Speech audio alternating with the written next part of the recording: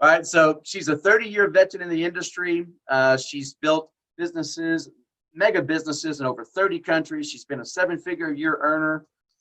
She's been at the top of more than one pay plan. She's been featured in 5 business books. I mean, this girl, if I told you everything that she did, we would use up all of her time to speak. That's how long her resume is. But this is, I've wanted to work with Debra since the old days. We worked together in the 90s in our previous company, and I've always wanted to work with her again. It's so special to take some of your best friends in the business and actually get to have that run to the top with them. So I'm super proud to introduce Debra Gebhardt. Debra? Thank you so much for that, Tim. And, you know, it's really an honor to be here. It's great to work with you and to be a small part of such an amazing team. And it's an honor to be able to share with everyone this evening. So I think it's fair to say that I never dreamed that I would grow up and I would be in network marketing. But like a lot of you, I was conditioned to believe that if I had a really good attitude, if I got a good education, and if I worked really hard, that I could accomplish my dreams and goals and, you know, have the lifestyle that I really wanted and I dreamed of. Well, at the time, I was heading up a seizure unit for children in Miami, and I was working, I'd say, about 60 hours a week. I also had another per diem job, and I was on call 24 hours a day, 7 days a week.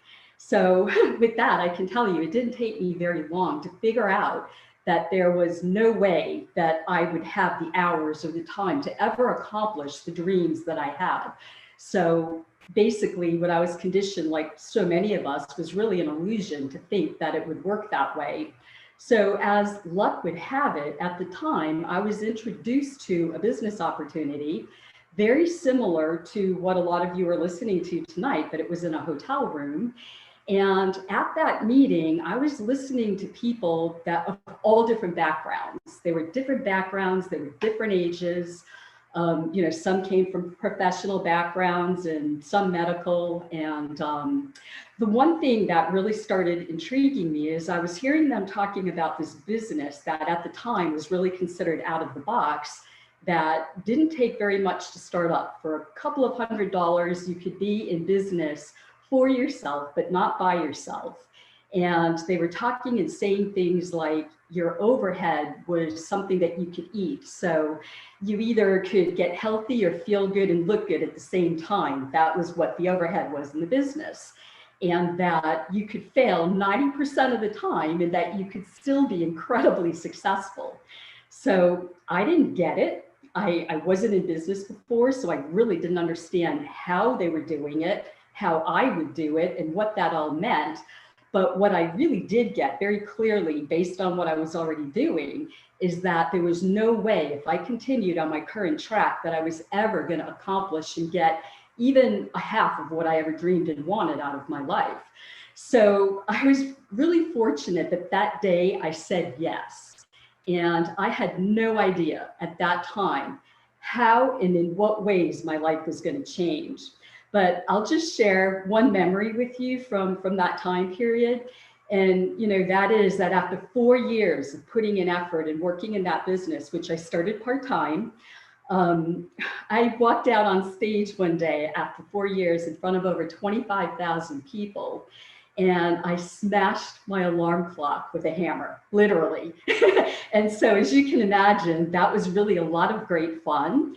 But you know, it didn't really hit me until that moment that I actually did that in front of those people, because that moment to me signified that I was no longer controlled by outside forces, that my life was controlled by me, my time was controlled by me. And I wasn't anything special. I knew that what I did, absolutely anybody could do, and that many people had done it, which is how I got the idea that why couldn't I do it? So it really became my mission at that point to really try to get that word out and to work with as many other people as I could to help them to realize that there's another way and that they too could have anything that they really dreamed and wanted if they were willing to put in the time and the effort. So, you know, after that point, I took a little bit of time. I semi-retired, you know, as Tim did, and I did other things that were really important in my life. It afforded me the time to do things that really matter.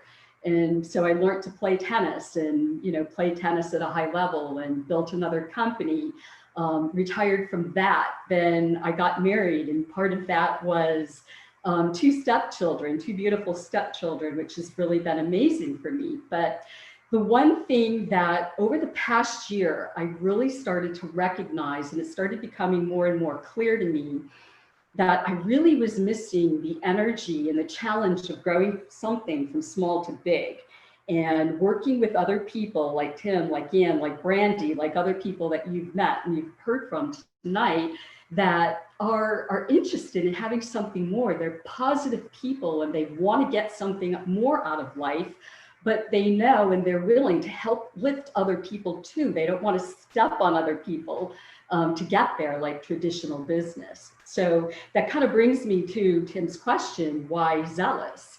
And, this past year, as I think about it, has been it's been challenging for everybody. We've all had things to navigate through and to kind of have to figure out. But the one thing that was crystal clear for me is that the company that I would align with had to be a high purpose company.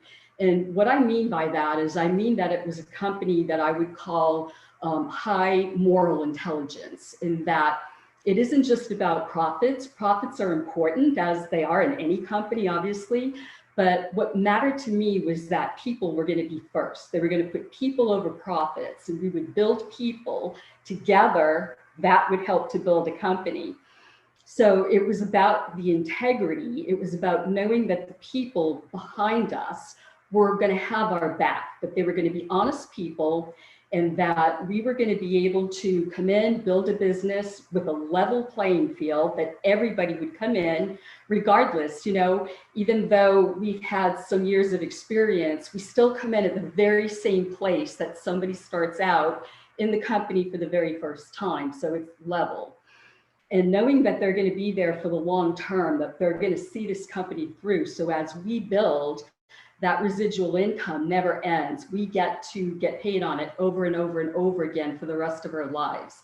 That, to me, after this past year, was a deal breaker. There was nothing that was going to, nothing else could take that place. That was a priority. And so, as Tim said, it was really great when we reconnected again, and he's the one who introduced me to Xelliss, because had it not been Tim, I might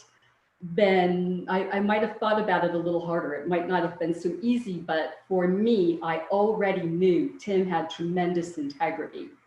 He was a friend. I'd worked with him in the past. I saw how he worked. I knew his ethic. I knew he was a man of his word, and I trusted him. I knew he'd been successful in many businesses. So when he told me and shared what Xelliss was all about, I was intrigued, and I definitely wanted to know more.